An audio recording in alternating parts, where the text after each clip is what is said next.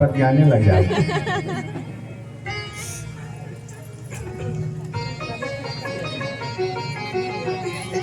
तो 108 परिक्रमा जरूर लगाएं। कथा में जो बोलता है उसको अगले जन्म में क्या बन। हर आदमी कौवे को हटाता है। अब सोचो कौवा बनोगे तो हर आदमी हटाएगा, तो इसलिए कथा में नहीं बतियाना चाहिए। वन बिहारी लाल की जय। चलो आप लोग बताओ कल की कथा कहाँ विश्राम की? आप लोग सुनते हो आज। तो कल हम आप सभी लोगों ने से गिरिराज जी महाराज जी की कथा को श्रवण किए थे। गोवर्धन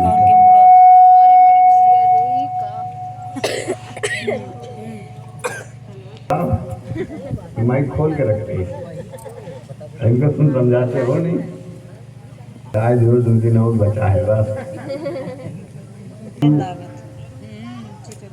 गिरधारी पड़ा गिरिराज को उठाए थे। गौ माता ने भगवान को अभिषेक किया तो भगवान को एक नाम गोविंद मिला। और ध्यान से सुनिए आप लोग, भगवान को 2 नाम बहुत प्रिय है। रामावतार में भगवान को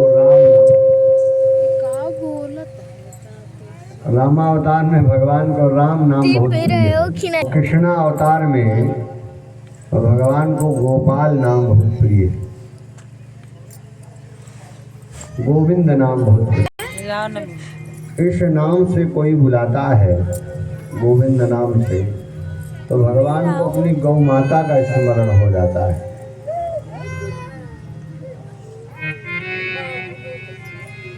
और भगवान भक्त की रक्षा बहुत करते हैं।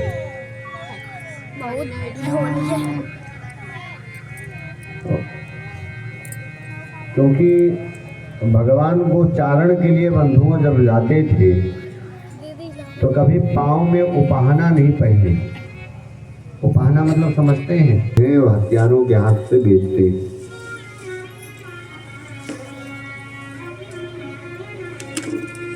अच्छा, एक संसार में बड़ी विचलित बात है। लोग अपने आप को जोड़ करके बताते हैं भगवान श्री कृष्ण के हम वंशज हैं। इतनी घिनौनी बातें लोग बोलते हैं कि सड़क पर निकलेंगे ऐसा कर देंगे वैसा कर देंगे। अरे चुल्लू में पानी ले लो भैया, उसी में डूब के मर जाओ।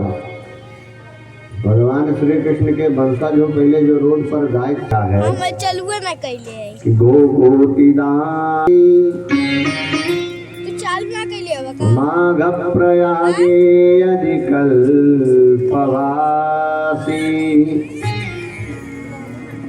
यज्ञायुतं मे ऋषुवर्णदानम्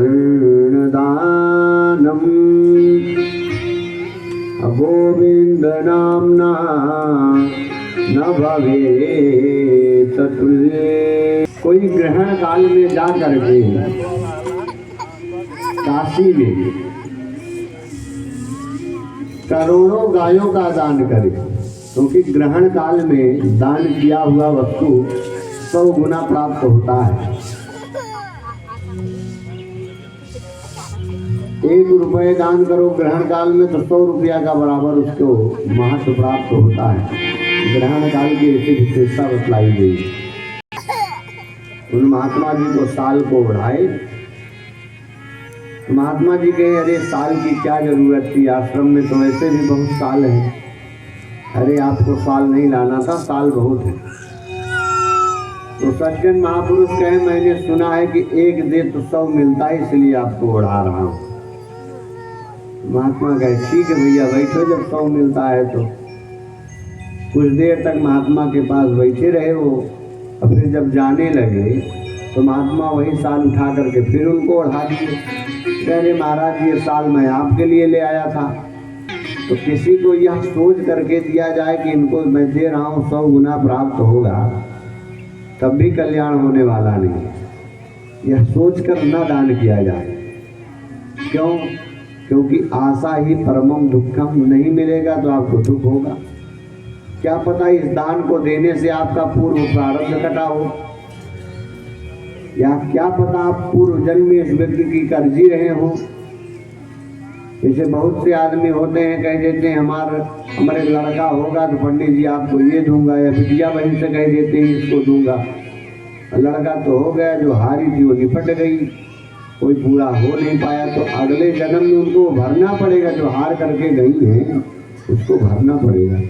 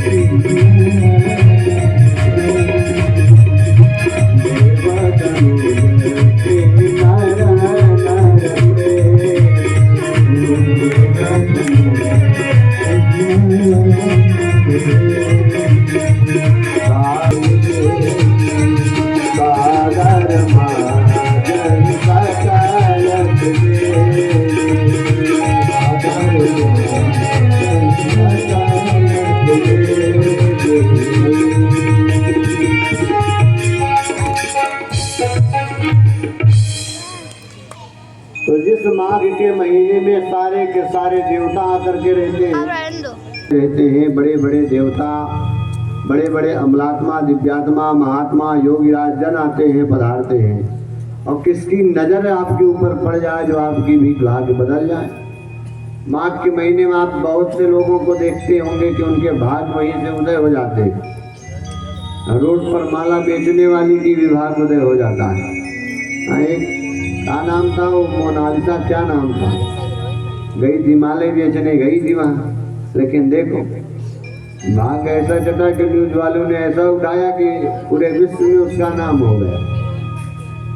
तो किसका कहाँ भाग्य उदय हो जाए तो कोई जान नहीं सकता। इसलिए माघ के महीने में गोविंद बोलो, हरि गोपाल बोलो, गोविंद बोलो, हरि गोपाल बोलो, गोविंद बोलो, हरि गोपाल बोलो, गोविंद बोलो,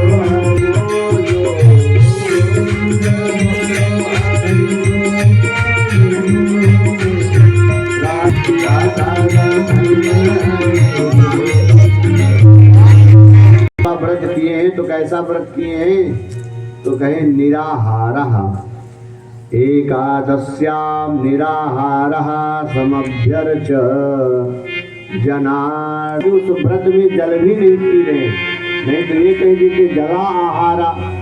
नंद बाबा जी जल पी करके व्रत किए हैं। एकादशी का व्रत नंद बाबा जी निराहार कर रहे हैं, कोई आहार नहीं है। पूरा वीडियो देख। लेकिन हम लोग एकादशी का व्रत करते हैं, तो व्रत करिए ना करिए लेकिन एकादशी का व्रत जरूर करिए। महाराष्ट्र क्षेत्र में छोटे छोटे बच्चे एकादशी का व्रत करते हैं, छोटे छोटे बच्चे की बात बता। समाज में यही ना भ्रांतियां हैं। अगर कहे तो क्यों एकादशी का व्रत, बाबा हम गुरु मंत्र नहीं लिए हैं। तो क्या बिना गुरु मंत्र का एकादशी का व्रत किया जा सकता है? बिल्कुल किया जा सकता है। एकादशी का व्रत बिल्कुल किया जा सकता है, हर व्यक्ति को करना चाहिए। वृद्ध को, रोगी को, बच्चों को छोड़ करके, छोटे छोटे बच्चे उनकी बात जाने दें, लेकिन और सबको एकादशी का व्रत जरूर करें। और गुरु मंत्र के बाद तो करना ही करना पड़ेगा। जैसे पिता के रहते हुए पुत्र ने जिम्मेदारियां उठा लिया तो बहुत अच्छी बात है। पिता माइंड से फ्री हो जाता है, क्यों कि नहीं? पिता के रहने पर ही अगर बच्चा जिम्मेदारियों को उठा ले रहा है तो पिता का भी यह सौभाग्य है और बच्चे को भी बड़ा सौभाग्य है, समझदार है कि पिता के रहते रहते सारे विषयों को समझ लिया, पूरी जिम्मेदारियों को उठा लिया। लेकिन पिता के बाद जिम्मेदारी तो उठाना ही उठाना पड़ेगा, तब कहाँ जाओगे? अगर चले जाओगे तो पूरा इधर का उधर हो जाएगा, पूरा घर में खरमंडल हो जाएगा। इसलिए उसके बाद तो उठाना ही उठाना पड़ेगा। ठीक उसी प्रकार से गुरु मंत्र के पहले करना पड़ेगा। जैसे पिता के न रहने पर जिम्मेदारी व्यक्ति उठाता है तो कहीं इधर बिगड़ रहा है तो कहीं उधर बिगड़ रहा है, बहुत दिन तक उसको समझने में लग जाता है। गलत तो नहीं कह रहा हूँ ना? गुरु मंत्र के बाद ऐसे एकादशी का व्रत किया जाएगा तो भैया नए नए उठाए रहोगे तो कहीं चना चबा लोगे, तो कहीं टिकिया खा लोगे, कहीं फुल्की खा लोगे, भूल से कुछ भी कर सकते हो। इसलिए पहले से यदि जीवन में अभ्यास रहेगा तो कोई समस्या नहीं रहेगी और वही कल्याण हो जाएगा। तो इसलिए एकादशी का व्रत हर व्यक्ति को करना चाहिए। और एकादशी के दिन तो चावल भूल करके न खाओ। जितना चावल खाओगे उतने 1000 वर्ष तुमको नाली के कीड़ा बनना पड़ेगा। बोलो ना राधे राधे। राधे राधे। इसलिए ध्यान से सुनो भैया, नहीं नींद बहुत तेज आ जाएगी सोने के लिए। अच्छा, कथा में श्रोता कई प्रकार के होते हैं। कथा में श्रोता 4 प्रकार के होते हैं।